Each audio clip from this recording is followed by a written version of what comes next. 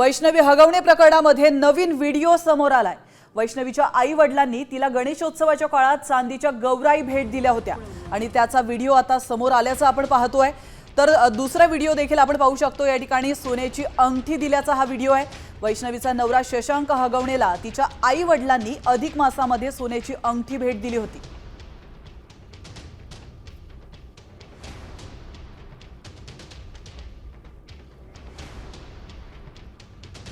तर हगवणे कुटुंबाचे वकील विपुल दुशिंग घरगुती हिंसाचाराचं समर्थन करतात का असा संतप्त सवाल अंजली दमानिया यांनी देखील विचारला। तसंच बार असोसिएशनची विपुल दुशिंग यांची सनद रद्द करावी अशी मागणीही त्यांनी केली आहे। डोमेस्टिक व्हायलन्सच्या विरुद्ध जे कायदे आले आहेत त्याची काही कारणे आहेत। शाब्दिक सुद्धा जर असं कोणी म्हणालं तर त्याला सुद्धा डोमेस्टिक व्हायलन्स म्हटलं जातं। आणि कानाखाली मारणं म्हणजे नवऱ्याने जर कानाखाली मारलं तर त्याला छळ म्हणायचा का? हे तुमचं आर्ग्युमेंट, कोर्टातलं आर्ग्युमेंट। मला तातडीने पहिलं सांगायचं आहे की पुणे बार असोसिएशननी यांचा सनद रद्द करण्यासाठी मूव्ह केलं पाहिजे। अशा वकिलांची सनद रद्द करायला पाहिजे।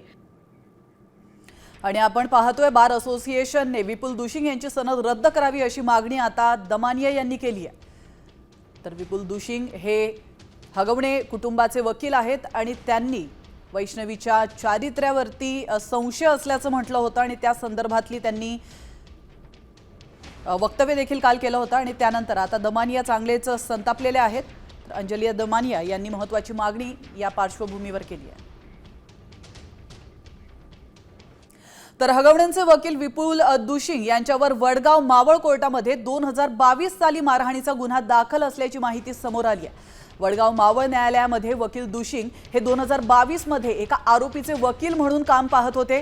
न्यायाधीशांसमोर सुनावणीची पुढची तारीख कोणती ठेवायची यावरून त्यांचे सरकारी वकील यांच्यासोबत वाद झाला। त्यामुळे चिडून न्यायालयातून बाहेर पडल्यावर वकील दुशिंग यांनी सरकारी वकिलाला कॉलर पकडून मारहाण केली होती। या घटनेनंतर वकील दुशिंग यांच्यावर गुन्हा दाखल करण्यात आला होता। तर न्यायालयाने यावेळी अटकपूर्व जामीन दिल्याने दुशिंग यांची अटक त्यावेळी टळली होती।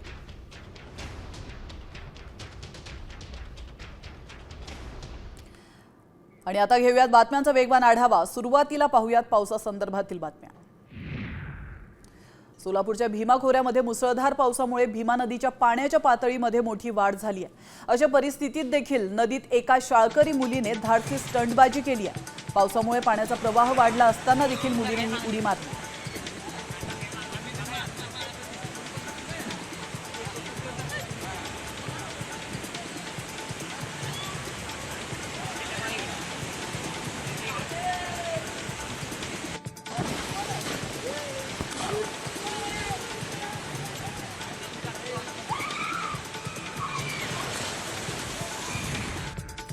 जालन्यामध्ये पुराच्या पाण्यातून पूल ओलांडण्यास बैलांनी नकार दिला आणि मालकाचा जीव वाचला।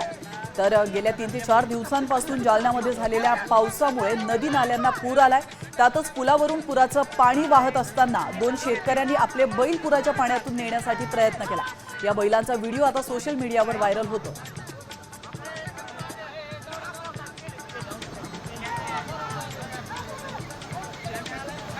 आज आपण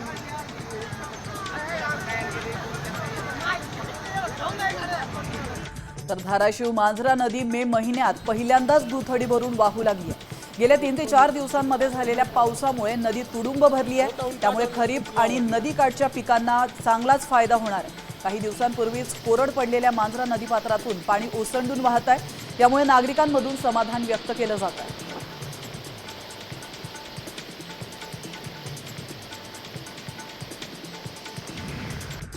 सोलापूर जिल्ह्यात गेल्या 4 ते 5 दिवसांपासून पावसाचा जोर कायम आहे। मुसळधार पावसामुळे वडापूर बंधारा ओव्हरफ्लो झालाय। तर बंधाऱ्याला जोडणारा रस्ताच वाहून गेल्यानं वडापूर सिद्धापूर गावाचा संपर्क तुटला। नदीकाठावरील शेतामध्ये हे पाणी शिरल्यानं मोठ्या प्रमाणात शेतीचं देखील नुकसान होण्याची शक्यता आहे। मे महिन्यात झालेल्या पावसामुळे अक्कलकोट तालुक्यातील जलसाठ्याची पातळी ही लक्षणीयरीत्या वाढली आहे। तर घोळसगावचा साठवण तलाव 75% भरला असून इथला पाझर तलाव तब्बल 100% भरलेला आहे। इतिहासात पहिल्यांदाच मे महिन्यामध्ये एवढ्या प्रमाणात तलाव भरल्याची नोंद झाली आहे.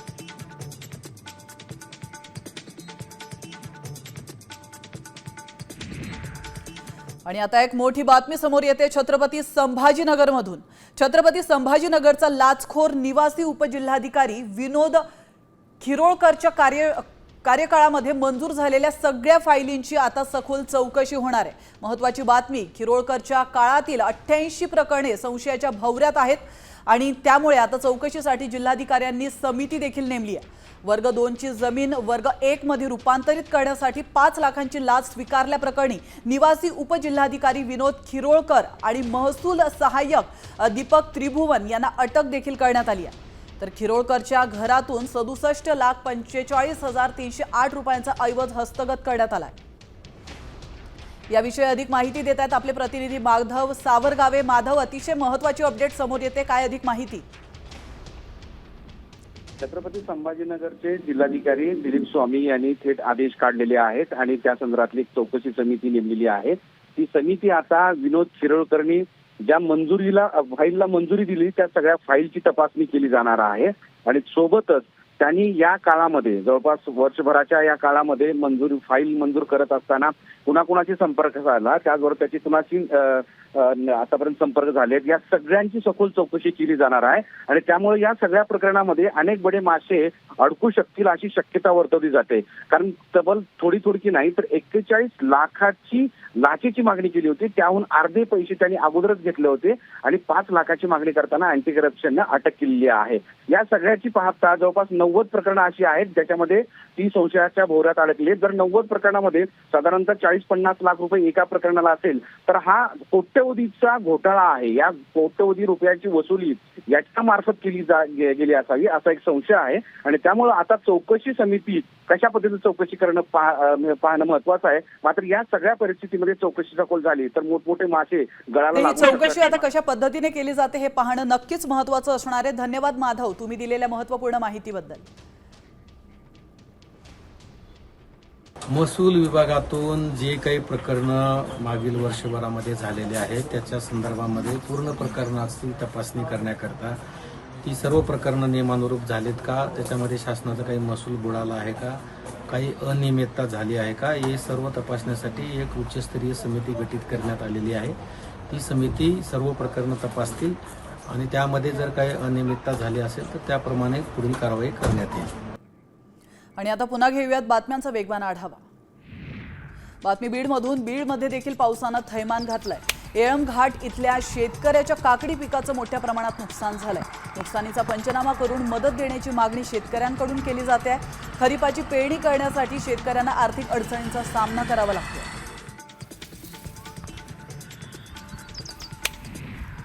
जालना जिल्ह्यातील परतूर तालुक्यामध्ये मुसळधार पाऊस पडलाय. परतूर तालुक्यातील पाटोदा माव या गावातील शेतकरी नाथाजी खवल यांची तब्बल 1 एकर कोथिंबीर पीक पाण्यामध्ये गेलाय. विक्रीला आलेलं कोथिंबीरीचं पीक पावसामुळे पाण्यामध्ये गेल्याने या शेतकऱ्याला लाखो रुपयांचा आर्थिक फटका बसला. जालन्यामध्ये मुसळधार पावसामुळे कोबी उत्पादक शेतकरी हवालदिल झालाय. 2 एकर क्षेत्रावरील कोबी पीक धोक्यात आलं असून शेतकऱ्याचं लाखो रुपयांचं नुकसान झालंय.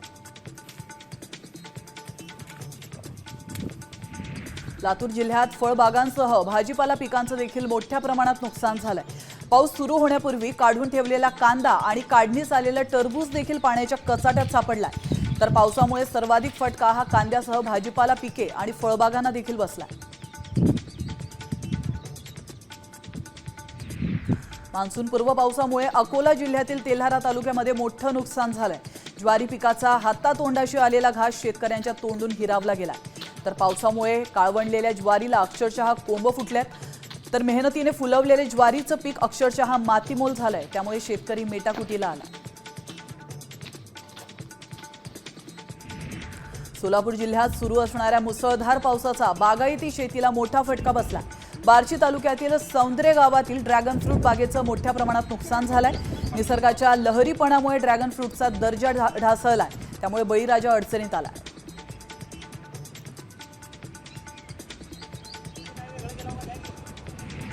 सातारा जिल्ह्यात फलटण तालुक्यामध्ये झालेल्या मुसळधार पावसामुळे शेतकऱ्यांचं मोठ्या प्रमाणात नुकसान झालंय. केळी उत्पादकांना मोठा फटका बसल्याचं दिसून येत आहे. प्रशासनानं तात्काळ पंचनामे करून मदतीची मागणी शेतकरी करतात।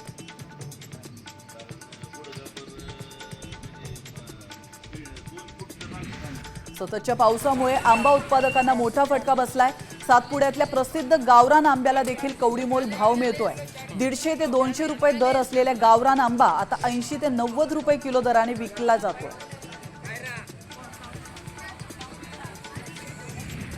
थंड हवेचं ठिकाण असलेल्या तोरणमाळ्याला वादळी वाऱ्याचा मोठा फटका बसलाय। घाटामध्ये मोठे वृक्ष हे उन्मळून पडलेत, त्यामुळे घाटमार्ग बंद झालाय। प्रचंड पावसामुळे घाटात मोठ्या प्रमाणात चिखल देखील साचलाय, तर कोड बांधणी ते कालापाणी या परिसरामध्ये सर्वाधिक नुकसान झालंय।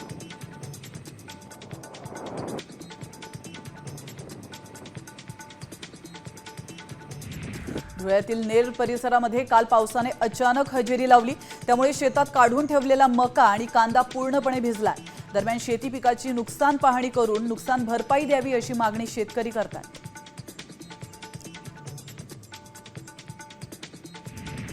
वेळेआधीच पाऊस आल्याने सिंधुदुर्ग जिल्ह्यात भुईमुग शेतीचं मोठं नुकसान झालंय। भुईमुग शेतीत पाणी घुसून शेंगदाणा वाया जाण्याची शक्यता निर्माण झाली आहे, त्यामुळे कुडाळ तालुक्यातील हुमरमळा राणेवाडीतील शेतकऱ्याचं लाखो रुपयांचं नुकसान झालंय।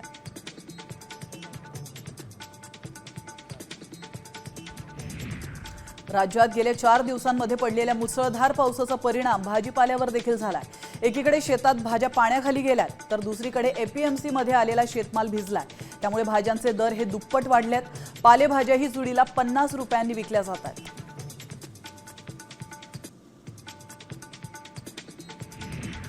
तर नवी मुंबईतील एपीएमसी मध्ये सडलेला टोमॅटो पुन्हा विक्रीस आणला जात असल्याचं समोर आलंय। पावसामुळे खराब झालेला टोमॅटो बाजारामध्ये फेकण्यात आला होता, मात्र एक व्यक्ती हेच सडलेले टोमॅटो गोळा करताना साम टीव्हीच्या कॅमेऱ्यामध्ये कैद झालाय। गोळा केलेले हे टोमॅटो नंतर किरकोळ बाजारामध्ये स्वस्तात विकले जात असल्याचं स्पष्ट दिसतंय।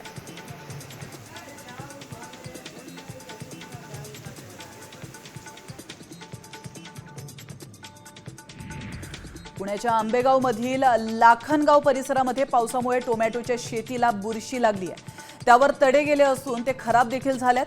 त्याचप्रमाणे उत्पादन खर्चही वसूल न झाल्याने अनेक शेतकरी हतबल झालेत। पुणे जिल्ह्यात शेती पिकांच्या पंचनाम्यांना सुरुवात झाली आहे। मान्सूनपूर्व पावसामुळे शेतातील पिकांचं मोठ्या प्रमाणात नुकसान झाल्याचं आपण पाहिलं। भुईमूग, बाजरी आणि उन्हाळी पीक काढण्याआधीच पावसाने हजेरी लावल्याने शेतकऱ्यांना मोठा आर्थिक फटका बसलाय। तर तहसीलदारांनी दिलेल्या आदेशानंतर प्रशासनाकडून पंचनामे करण्यात येत आहेत। सिंधुदुर्गमध्ये मुसळधार पावसाचा फटका वीज वितरण कंपनीला देखील बसलाय। कुडाळमधील पणदूरमध्ये वीज वितरण कंपनीची कंपाबमड वॉल पावसामुळे कोसळली आहे आणि यात आता कोणतीही जीवितहानी झालेली नाहीये, मात्र वीज वितरणाचं मोठं नुकसान झालंय।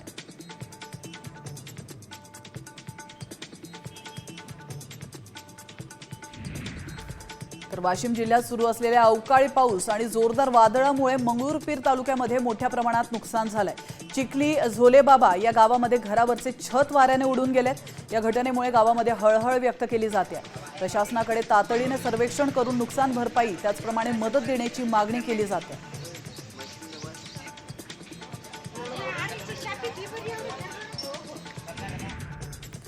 आणि वैष्णवी आत्महत्या प्रकरणी महत्त्वाची अपडेट समोर येते। एक महत्त्वाची ब्रेकिंग न्यूज। शशांक हगवणे, लता हगवणे आणि करिश्मा हगवणे यांना कोठडी सुनावण्यात आली आहे। हगवणे कुटुंबाकडून जामिनासाठी अर्ज दाखल करण्यात आलाय, तर हगवणे कुटुंबाला न्यायालयीन कोठडी सुनावण्यात आली आहे। शशांक हगवणे, लता हगवणे आणि करिश्मा हगवणे या तिघांना देखील न्यायालयीन कोठडी सुनावण्यात आली आहे आणि साधारण 14 दिवसांची ही न्यायालयीन कोठडी असणार आहे। याविषयी अधिक माहिती देत आहेत आपले प्रतिनिधी अक्षय बडवे। अक्षय, अतिशय महत्त्वाची अपडेट समोर येते। शशांक, लता आणि करिश्मा हगवणे यांना न्यायालयीन कोठडी सुनावण्यात आली आहे आणि महत्त्वाचं म्हणजे त्यांनी जामिनासाठी अर्ज दाखल केलाय। काय अधिक माहिती?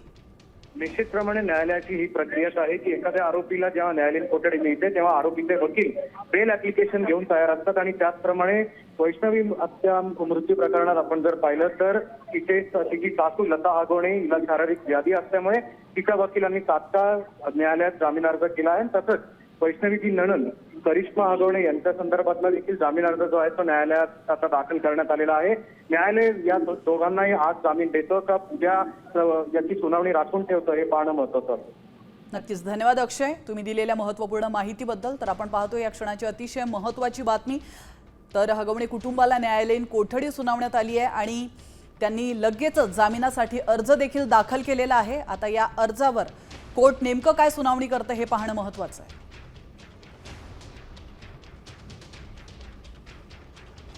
आणि आता पुन्हा घेऊयात बातम्यांचा वेगवान आढावा. गेल्या काही दिवसात झालेल्या मुसळधार पावसामुळे अनेक ठिकाणी नुकसान झालंय. ज्यांच्या घरामध्ये पाणी गेलंय त्यांना 10,000 देणार अशी घोषणा अजित पवारांनी केली आहे. पंचनामे करण्याचे आदेश दिलेत तर लवकरच नुकसानीचे पंचनामे होतील असा विश्वास सुद्धा अजित पवारांनी दिलाय.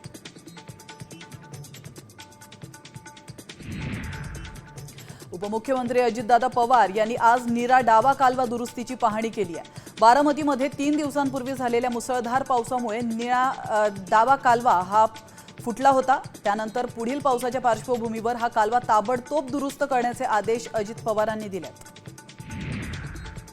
यावर्षी कधी नव्हे ते मे मध्ये रेकॉर्ड ब्रेक पाऊस होतोय. त्यामुळे धोरण ठरवून शेतकऱ्यांना मदत दिली जाईल असं आश्वासन कृषी मंत्री माणिकराव कोकाटे यांनी दिलंय. तर पीक विमा योजनेमध्ये यावर्षीपासून शेतकऱ्यांना 2% प्रीमियम भरावा लागणार असल्याची माहिती देखील कोकाटे यांनी दिली आहे. तरुणाला आपल्या गाडीच्या बोनेटवर फरफटत नेणाऱ्या कार चालकाला अटक करण्यात आली आहे. विलेपार्ले येथील पश्चिम द्रुतगती महामार्गावर एका एर्टिगा कार चालकाने एका तरुणाला आपल्या गाडीच्या बोनेटवर फरफटत नेलं होतं.